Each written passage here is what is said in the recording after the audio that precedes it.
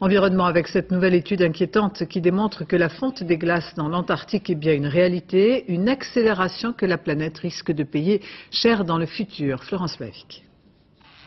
Et si l'Antarctique devenait un jour un gigantesque puzzle de glace? Cet immense continent perd les eaux. Au cours des 50 dernières années, à certains endroits, le thermomètre a grimpé de près de 9 degrés. Ces falaises proches de l'Amérique du Sud en sont les premières victimes. L'eau s'écoule dans les fissures de la glace. Elle arrive à fractionner des blocs larges comme un département français. Sur cette photographie, la rive est intacte.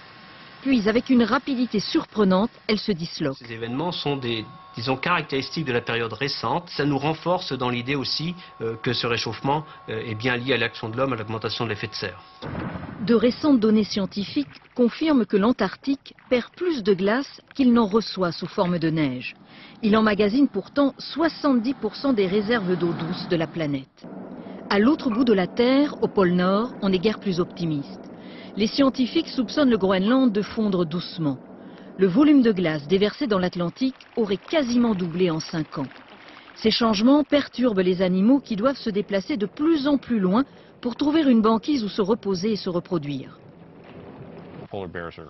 Les ours polaires sont des mammifères aquatiques, mais ils ne peuvent pas nager près de 300 km. Et c'est justement ce qui correspond au retrait de la glace sur la côte nord de l'Alaska.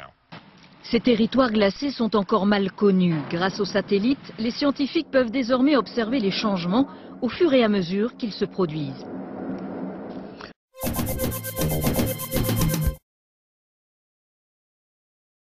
Collectivité d'outre-mer atypique, les terres australes et antarctiques françaises, ou TAF, sont constituées de plusieurs archipels de l'hémisphère sud et d'une portion du continent antarctique. En l'absence d'habitants permanents, elles sont administrées par un préfet basé sur l'île de la Réunion.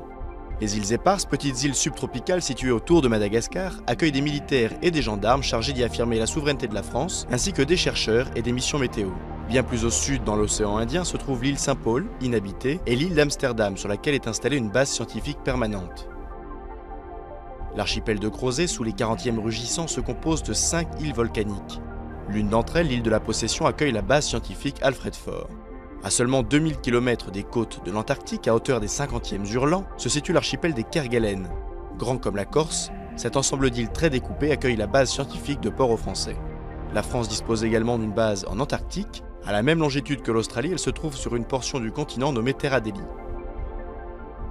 Quelques 120 personnes séjournent chaque année dans les terres australes et en Terra Delhi pendant l'hiver, et plus de 300 personnes pendant les quelques mois de l'été austral entre décembre et mars. Ce sont principalement des scientifiques et du personnel technique.